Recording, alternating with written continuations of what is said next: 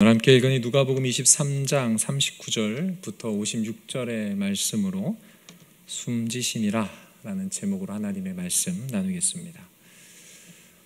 모든 사람의 죽음에는 무게가 있습니다. 아무리 하찮은 사람이 죽더라도 그 사람의 인생 가치가 있고 또 그만큼 죽음에는 무게가 있습니다. 특별히 우리와 깊은 관계를 누렸던 사람의 죽음이라면 우리가 때로는 감당하기 힘들 만큼의 무게를 떠안겨줍니다. 가족의 죽음, 친한 친구의 죽음, 동료의 죽음, 그리고 함께 신앙생활하는 교인의 죽음, 함께 쌓아온 추억과 은혜의 깊이가 깊을수록 죽음의 무게는 더욱 무거워집니다. 제가 20살이 간 넘었을 때 지금까지도 제 인생에 영향을 주는 두 번의 죽음이 있었습니다. 한 번은 15년 가까운 저의 친구가 죽었습니다. 다른 한 번은 제게 목회를 알려주신 선배 목사님이 죽었습니다. 10여 년이 훨씬 지난 시간이지만 그들의 죽음은 제 기억에서 또 순간순간 제 삶에서 떠나지 않습니다. 탁구를 칠 때면 그 목사님이 떠올라요. 축구를 할 때면 그 친구가 떠올라요. 저희 집사람을 볼 때면 그 친구가 떠올라요. 그 친구가 군대에서 마지막 편지를 주고받은 사람이 저의 아내입니다. 잊을 수가 없는 삶의 무게가 있어요. 이곳의 성도님들께서도 죽음이 주는 무게, 잊을 수 없는 기억들이 있을 겁니다. 잊지 못할 죽음도 있지만 만약 나를 위한 죽음이 있다라면 어떠시겠습니까? 누군가 나를 위해 죽었다. 나와 어느 정도의 친분과 관계가 있고 나와 일생을 조금 공유한 수준이 아니고 그 사람의 죽음이 온전히 나 때문이다 라고 할 때 여러분들 인생이 어떨 것 같습니까? 그 사람과 함께 했던 장소에 가면 어떠실까요?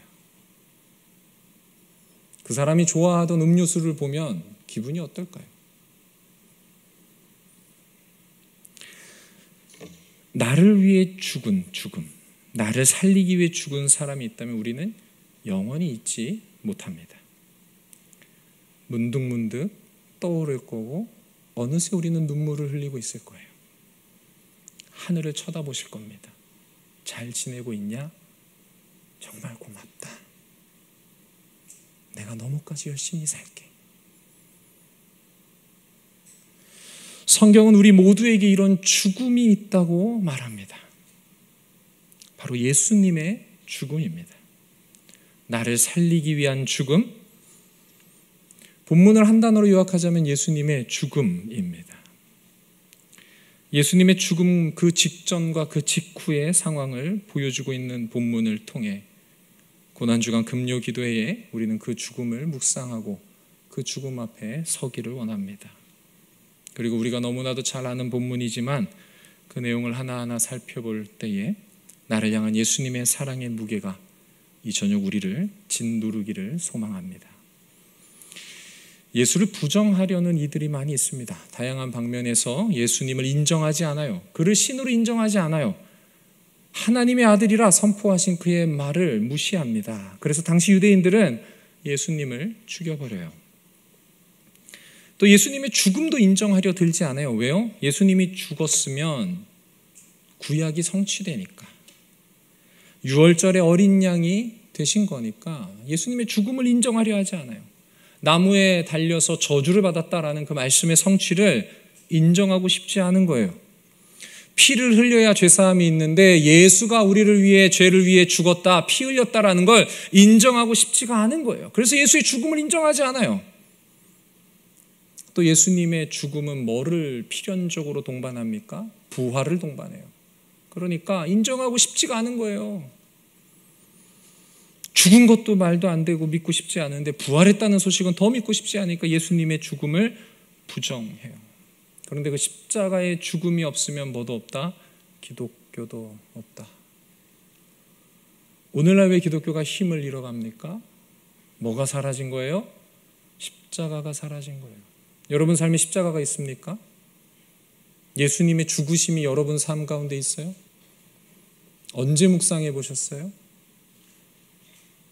예수가 죽었기 때문에 내 삶에 일어난 변화가 있으십니까?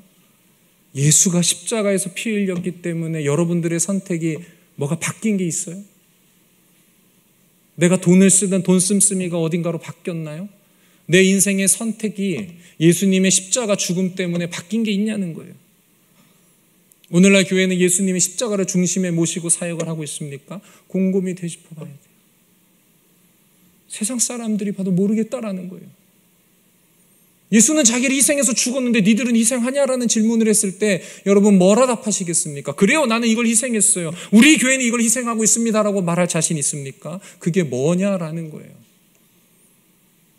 세상 사람들이 원하는 대로 십자가가 지어진 예수의 죽음이 사라진 교회, 기독교가 되고 있지는 않냐는 거예요. 그런 성도의 삶이 되고 있지는 않으십니까? 어떠세요? 예수의 십자가가 살아있습니까?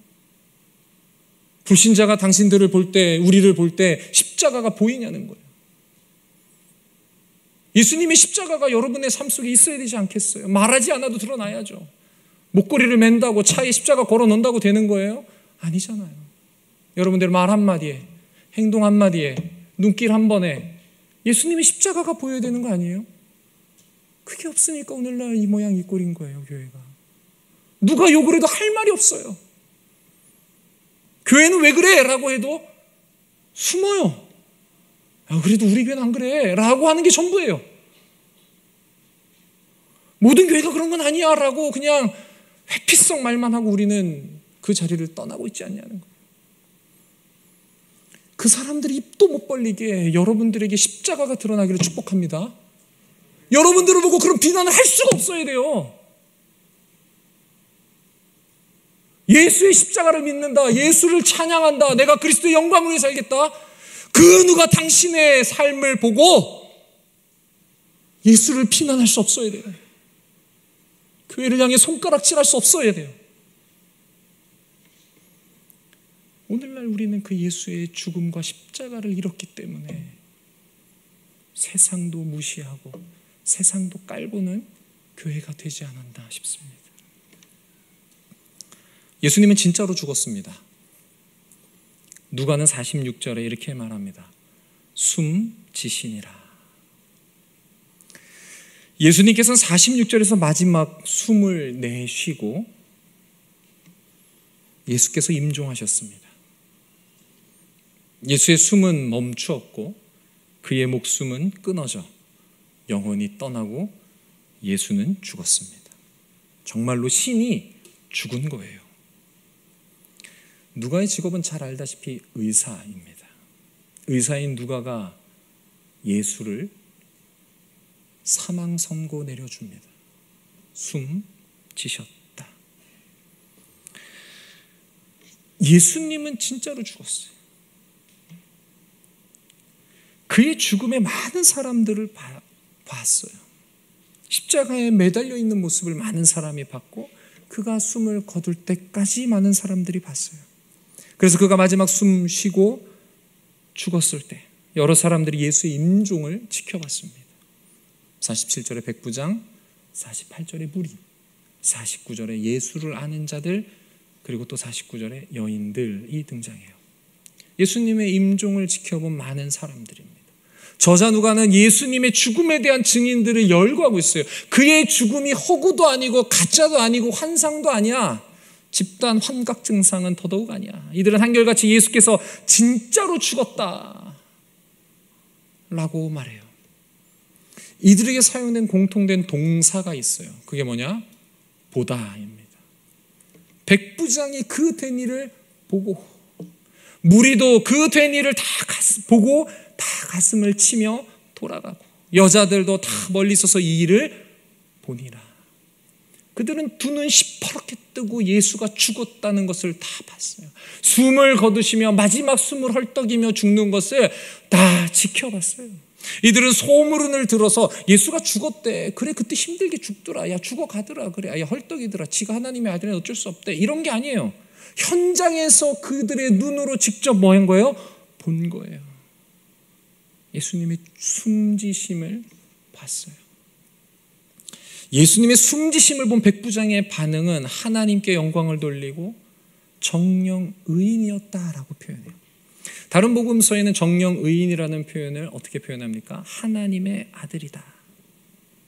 즉 예수님은 하나님의 아들로서 정령 의인이셨어요. 예수님은 하나님의 아들이시요 하나님의 아들로서 진정한 의인이셨어요. 백부장은 예수님이 살아있는 동안에 이런 고백을 하지 않아요. 왜? 자기가 그 사형의 집행주관자니까. 그러나 그가 죽자 그 죽음을 맛보고 그의 심령에 이 떠오르는 말을 고백할 수밖에 없는 거예요. 예수가 죽자 야 정령 의인이었구나 털어놓는 거예요. 무리들은 예수님의 숨지심을 보며 48절에 뭐합니까? 가슴을 치며 돌아가요. 가슴을 치는 행위는 뭐예요? 슬픔과 뉘우침의 표현이에요. 이 무리들이 어떤 무리였는지는 모르지만 예수님의 십자가의 죽음을 뭐하고 있다는 거예요? 슬퍼하고 있는 거예요. 우리가 잘못했구나. 확실한 건 뭡니까? 예수는 뭐했다? 죽었다라는 거예요. 예수의 죽음에 대해 반대하는 여러 주장들이 있어요. 그 중에 하나가 예수님이 실제로 죽지 않았다라는 거예요. 십자가 처형의 충격으로 잠시 쇼크로 정신을 잃었다, 기절했다라고 말해요. 그러나 오늘 본문에 나오는 증인들과 누가는 뭐예요? 그가 숨졌다, 그가 죽었다라고 말하는 거예요. 예수님이 진짜 죽었다는 증언은 본문에 계속됩니다. 실제로 장례가 치러져요. 향료를 준비하는 모습이 자세히 드러나고 있어요. 죽음이 실제였다, 장례도 실제로 치러졌다라는 거예요. 장례를 주도하고 장지까지 마련한 인물이 누구냐? 그 당시 권력의 중심에 있던 사람이다. 무명으로 처리해도 돼요. 그런데 누가는 그 역사적인 증거를 말하기 위해서 그 사람의 이름 다 까발립니다. 그 사람의 고향도 다 언급해요. 실제로 이렇게 살아있는 존재가 예수의 장례를 다 주관했다. 이 예수의 죽으심은 거짓이 아니다라고. 이름은 요셉이고 아리마대 출신이며 공회의원이었다. 그가 의회에서 어떤 일 한 줄 알아? 의회에서 결정되는 거, 예수를 죽이자는 거에 다 반대했던 인물이야까지 언급해주고 있어요. 장례의 진행은 아리마대 요셉만 감당한 게 아니에요. 예수님과 함께 했던 여자들도 장례에 동참합니다. 어떤 이들은 부활을 반대하기 위해 향유를 준비한 여자들이 무덤을 잘못 찾았다 이야기해요? 아니에요. 55절을 보시면 여자들은 그 무덤과 시체가 어디 있었는지 다 확인합니다. 잘못 찾을 수가 없어요. 한 명만 잘못 찾을 수 있겠지만 셋, 넷 되는 여자들이 어떻게 다 틀립니까? 그렇지 않다는 거예요. 지금까지 살펴본 바를 근거로 우리는 한 가지를 명확히 깨달아요. 뭐다? 예수는 진짜 죽었다. 가짜 죽은 게 아니에요. 자, 그렇다면 우리는 정말 왜 예수님이 죽으셔야만 했는가?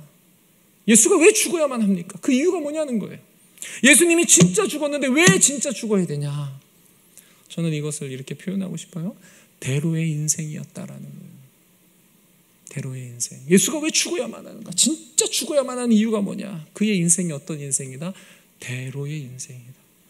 대로라고 하니까 큰 길을 떠올리십니까? 아니에요.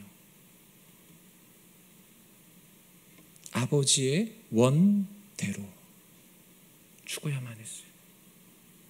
기록된 대로 그는 죽어야만 하는 거예요. 그의 인생은 대로의 인생이에요. 자기의 뜻대로 살아가는 인생이 아닌 하나님 아버지의 뜻대로 십자가에서 죽어야만 하는 인생.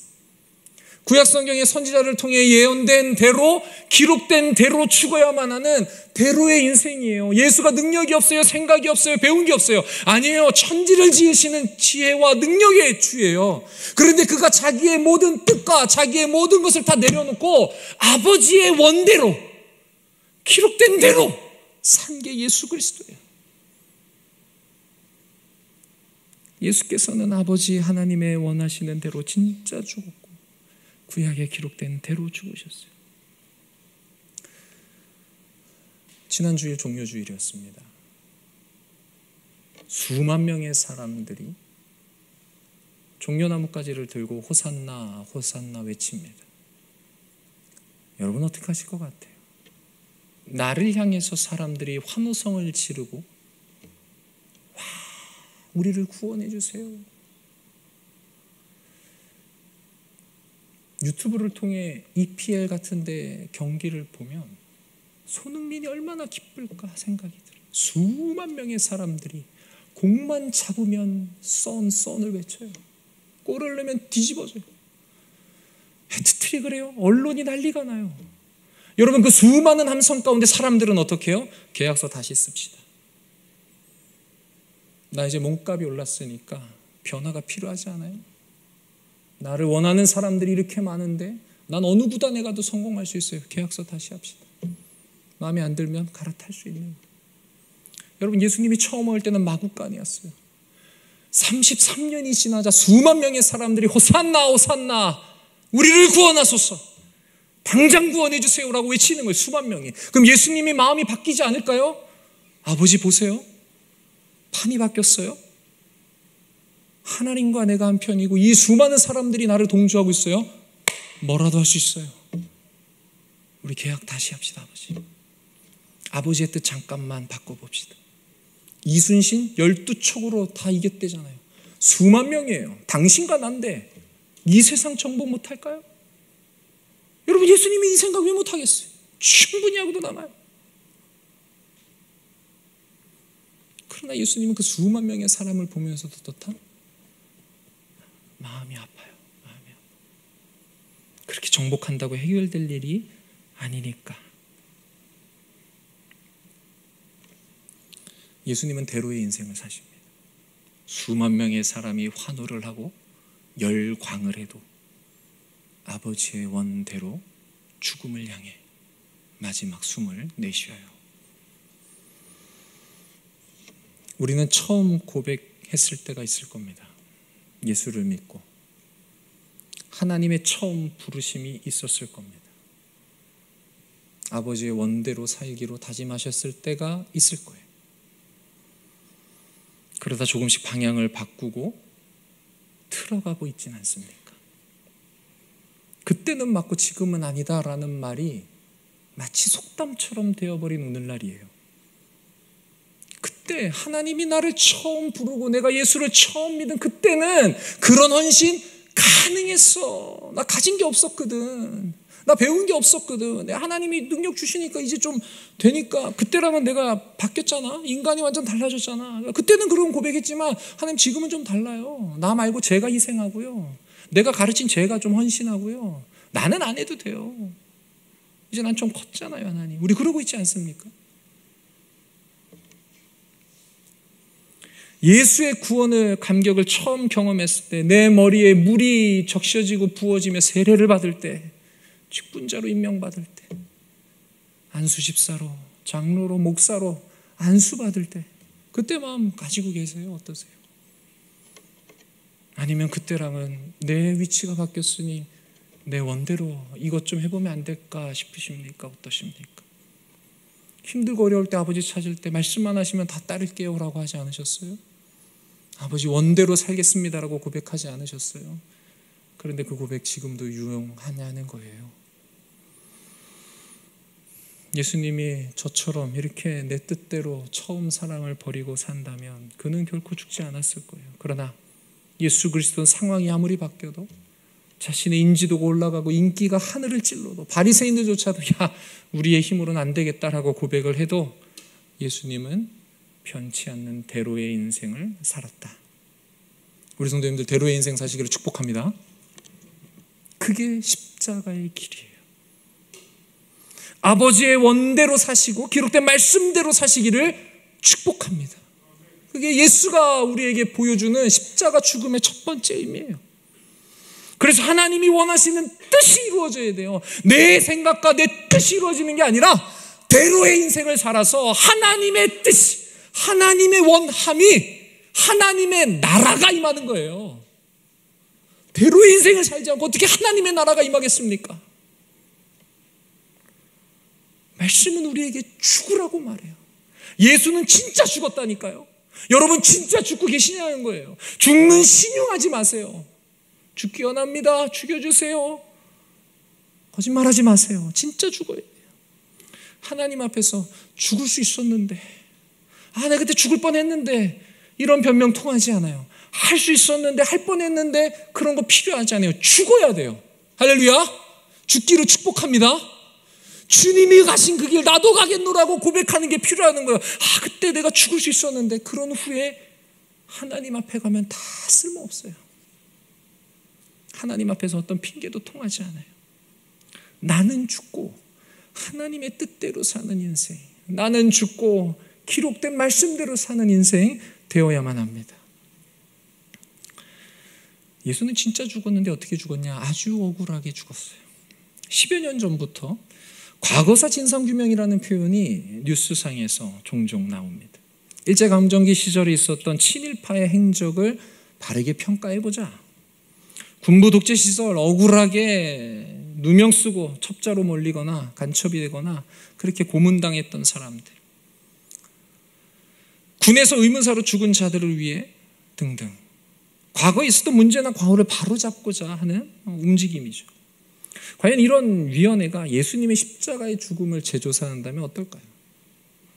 예수의 십자가의 죽음의 재판 과정은 공정했을까? 증인들은 형평성 있게 세워졌을까? 예수님의 변호는 적절하게 일어났을까? 정치적인 개입이 없었을까? 또 그 형량은 적당했을까? 그 위원회가 판단한다면 제가 드린 질문에는 다 아니다라고 대답할 것 같아요. 법에 대해 무지한 제가 봐도 너무 많은 문제점이 있는 것 같아요. 그 위원회의 결정은 이럴 거예요. 예수는 억울하게 죽었다. 누가복음의 저자인 누가는 이 부분을 명확히 밝히고 있습니다. 우리 41절 한번 볼까요? 41절. 우리는 우리가 행한 일에 상당한 보응을 받는 것이니 이에 당연하거니와 이 사람이 행한 것은 옳지 않은 것이 없느니라. 예수님과 함께 달린 두 행악자 중 한 사람이 한 말이에요. 이들은 아마도 무고한 자를 죽인 죄를 지어서 십자가 사형을 당하게 됩니다. 그런데 흉악한 사형수를 통해 고백되는 것은 뭐예요? 예수 얘는 죄가 없어라는 거예요. 예수님의 무죄 선언이에요. 그 당시 법정은 유죄를 때릴 수밖에 없는데 한 그 행악자의 입을 통해서 누가는 말하고 있는 거예요. 얘도 인정하는다. 예수의 무죄를, 의인됨을 나타내는 거예요. 행한 것은 옳지 않은 것이 없느니라. 예수께서 행한 모든 일이 옳다는 거예요. 그런데 이런 예수님의 무죄, 의인됨에 대한 증언이 23장에만 4명의 사람을 통해 6번이나 나와요. 23장 4절을 눈으로 한번 보시면 빌라도의 증언이 나오죠. 이 사람에게 죄가 없도다. 14절에도 이 사람에게서 죄를 찾지 못하였고 22절에도 나는 그에게서 죽일 죄를 찾지 못하였나니 때려서 놓으라. 기껏 형벌을 내려봐야 때리는 것밖에 없어요. 헤롯의 증언이 이어서 나옵니다. 23장 15절. 그가 행한 일에는 죽일 일이 없느니라. 아무리 법전을 뒤지고 찾아봐도 죽일 만한 근거가 없다는 거예요. 죄수의 증언을 좀 전에 봤어요. 그리고 아까 봤듯이 백부장의 증언은 어때요? 이 사람은 정령 의인이다. 하나님의 아들이다 라는 거예요. 재판장은 죽이기를 거부했어요. 나 죽일 근거가 없다. 법적 근거가 없어. 그럼에도 최종적으로 죽임을 당했다는 거예요. 법을 넘어서는 다수결로 죽임을 당했어요. 이렇게 억울한 게 어디 있어요? 누가는 지속적으로 예수님의 십자가의 죽음이 어땠다? 억울하다라고 호소하고 있어요. 널리 통용되는 최근 신조 중에 이런 표현이 있습니다. 억까. 들어보셨습니까? 억까당했다. 억지로 까였다라는 거예요. 누가 억까당했어요? 예수님이 억까당했어요. 공식적인 재판장에서 나 죽일 수 없다. 기껏 때려서 놔줘라는 거예요. 예수님은 억까당해서 십자가에 못 박혀 죽으신 거예요. 억까라는 의미가 뭐냐면 잘못을 했다는 확실한 증거도 없이 비난하고 조롱하는 사람들의 행동을 가리키는 거예요. 모든 사람들이 참지 못하는 것 중에 하나가 뭐예요? 억울한 일 당하면 참지 못해. 그게 아주 사소한 거라도 내 사탕 누가 먹었어? 언니가 먹었어? 여러분 이걸로 우리 집엔 전쟁이 일어나요. 사탕 먹은 게 뭐가 그렇게 중요하다. 근데 그게 억울한 거예요. 나 안 먹었는데. 여러분 억울하면 우리가 못 참아요. 우리는 억울한 예수님의 심판 과정과 십자가를 보며 생각해 봐야 돼요. 예수님은 어떻게 이 억까당하는 걸 참을까? 어떻게 이 억울함을 참아내셨을까? 1차적인 이유가 앞서 봤듯이 어떤 인생이었다? 대로의 인생이다. 억울해도 하나님의 원대로 되려면 예수는 어떻게 해야 돼요? 참아야 하느니라. 기록된 대로 십자가에 못 박히려면 이 억울함도 참아야 하느니라. 그게 예수님의 마음이었어요. 2차적으로는 뭐예요? 예수님이 그 억울함을 참고 감당했던 이유는 뭐다? 따라합니다. 나를 향한 사랑 때문이다. 예수님이 십자가에서 보여주고 싶은 게 있어요. 그게 뭐다? 사랑이에요. 사랑. 누가 너희를 이렇게 사랑하는 줄 알아? 내가 이 억울함을 당하면서도 내가 저 십자가에 못 박혀서 내가 너에게 보여주고 싶은 게 한 가지가 있는데 그게 사랑이야. 누구의 사랑이야? 로마서 5장 8절에 이렇게 나와요. 우리가 아직 죄인 되었을 때 그리스도께서 우리를 위하여 죽으심으로 뭐를? 하나님께서 우리에 대한 자기의 사랑을 확증하셨다. 할렐루야.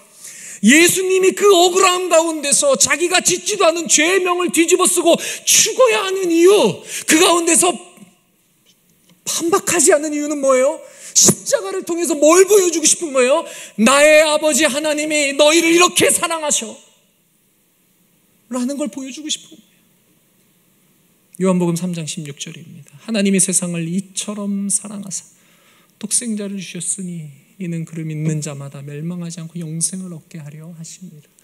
하나님이 얼마나 너희를 사랑하는지 나는 보여줘야만 해. 난 그래서 억울한 죽음일지라도 참아야 해. 견딜 수 있어. 너희를 위해서. 억울한 가운데 숨지신 예수 그리스도를 바라보면서 우리는 한 가지를 깨달아요. 누구의 사랑? 하나님 아버지의 사랑을 깨닫는 거예요. 이렇게 나를 사랑하는구나. 예수께서 십자가에서 저에게 해주신 말씀은 이거예요. 진주야, 아버지께서 널 참 많이 사랑하신다. 할렐루야. 오늘 이 저녁 기도하실 때 그 예수의 음성 듣기를 축복합니다. 아버지께서 너를 참 많이 사랑하신다. 예수의 십자가가 보여주는 사랑이 비단 성부 하나님의 사랑이겠습니까? 아니에요. 예수 그리스도께서 우리를 너무나도 사랑해요. 43절을 보시면 그 행악자를 향해 예수님이 이렇게 말씀하세요. 내가 진실로 내게 이르노니 오늘 너가 나와 함께 낙원에 있으리라. 예수님이 지금 누구를 위해 죽는다는 거예요? 그 행악자를 위해서. 예수님이 자기하고 같이 달린 그 행악자를 향해 말씀하는 거예요. 내가 십자가에 달리는 거는 오늘 밤에 너 만나고 싶어서야. 내가 죽는 거는 너를 위해서야라고 주님이 그 행악자에게 말씀하시는 거예요. 예수님을 마지막으로 만난 사람 행악자. 예수님과 마지막 대화를 한 사람 행악자. 그를 향한 예수님의 말씀. 어찌 보면 저는 인간을 향한, 우리를 향한 마지막 말씀이라고 생각해요. 내가 오늘 너를 위해 죽는다. 난 너와 낙원에서 만나고 싶다. 나를 향한 말씀으로 들으셨으면 좋겠어요. 너와 내가 낙원에 있으리라. 난 오늘 너를 위해 죽는다.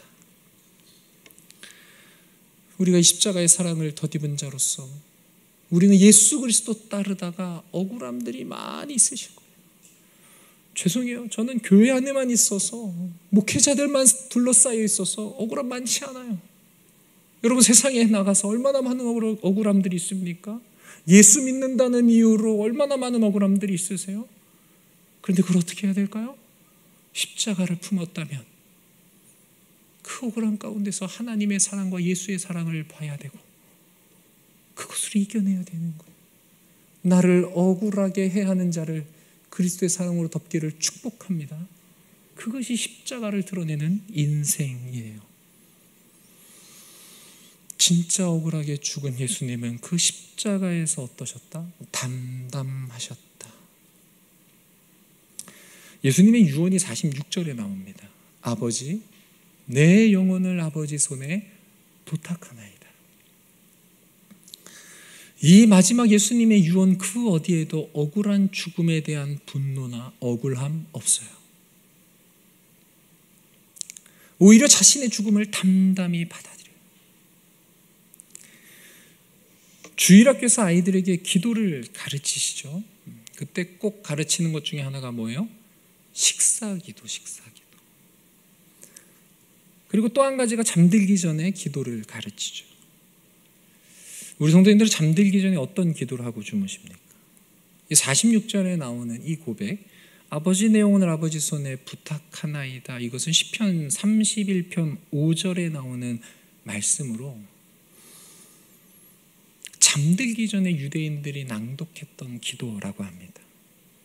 밤에 잠들 때 이 기도문으로 기도하는 거예요. 아버지 내 영혼을 아버지 손에 부탁하나이다. 그리고 잠들어요.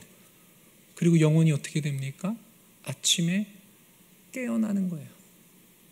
조금 오늘 본문에 접목시키면 밤에 잠들 때 영혼을 아버지 손에 맡기고 아침에 부활하는 겁니다. 할렐루야. 예수 그리스도는 십자가 죽음 앞에서 담담했어요. 왜? 아버지께서 내 영혼을 어떻게 하실 거니까? 부활시킬 거니까. 할렐루야. 우리는 죽음 앞에서 담담할 수 있어야 돼요. 억가를 당해도 담담할 수 있어야 돼요. 왜? 이렇게 죽어도 아버지께서 내 영혼을 책임져서 반드시 부활시키실 거니까. 예수께서는 다시 깨어난다, 부활한다라는 확신 있었기 때문에 억울한 죽음 앞에서도 담담할 수 있으셨어요. 요한복음 11장 25절입니다. 예수께서 이르시되 나는 부활이요 생명이니 나를 믿는 자는 뭐한다? 죽어도 살겠고. 할렐루야. 아멘 하셔야 됩니다. 할렐루야. 예수의 부활을 믿어야 돼요. 그 부활이 나의 부활임을 믿어야 돼요. 그게 십자가 인생이에요. 죽어도 죽음 앞에서도 담담할 수 있어야 돼요. 니들이 나를 죽이냐? 죽여라. 하나님 아버지께서 내 영혼을 맡으셔서 나를 부활시키신다. 나는 지금 잠들지만 아버지께서 내일 아침 나를 깨워서 부활시키시라. 고린도전서 15장 20절입니다. 그러나 이제는 그리스도께서 죽은 자 가운데서 다시 살아나사 잠자는 자들의 첫 열매가 되셨도다. 예수님이 첫 열매면 그 다음 열매는 누구예요? 따라합니다. 저입니다. 누구예요? 여러분이에요. 확신이 없으세요? 예수님이 첫 열매면 그 다음 열매는 누구라고요? 저입니다. 김진주만 부활해요? 여러분 부활 안 하시게요? 왜 대답을 안 하세요? 예수님이 첫 열매이면 그 다음 열매는 누구라고요? 고백하셔야 돼요. 진짜 안 하시네. 예수님이 첫 열매라면 그 다음 열매는 누구예요? 저예요, 저. 여러분, 우리는 이 부활을 믿고 사는 자들입니다. 예수 그리스도의 십자가 죽음은 우리에게 구원이라는 놀라운 선물을 가져다 줘요. 죄를 사해요. 그의 피 흘림으로 우리가 나음을 입어요. 그러면서 동시에 그 십자가는 우리에게 뭐예요? 어떻게 살아야 하는지, 십자가의 삶이 무엇인지를 알려주는 거예요. 예수님은 자기 십자가를 지고 나를 따르라 그랬어요. 그럼 그 십자가를 지는 삶이 어떤 삶인데요? 오늘 말씀을 요약하겠습니다. 십자가를 지는 삶은 대로의 인생을 사는 삶이다. 나는 죽고 아버지의 원대로 사는 인생, 기록된 말씀대로 사는 인생이 십자가를 지는 인생이다. 자기 십자가를 지는 인생 두 번째는 뭐예요? 십자가에서 보이신 아버지의 사랑과 예수 그리스도의 사랑으로 억울한 상황 가운데서도 끝까지 그 길을 고수하는 것. 세 번째, 십자가 죽음 이후 뭘 믿는다? 부활을 믿고 사는 그 인생이 우리 십자가를 지고 사는 인생. 여러분 부활할 것을 믿으십니까? 인생 가운데 두려움이 있으십니까? 없어야 돼요. 하나님이 우리의 영혼을 책임져서 부활시키실 줄 믿습니다. 아멘. 오늘 이 시간 이 말씀을 기억하며 함께 찬양하고 기도하기 원합니다. 우리 함께 주가 보이신 생명의 길 찬양하겠습니다.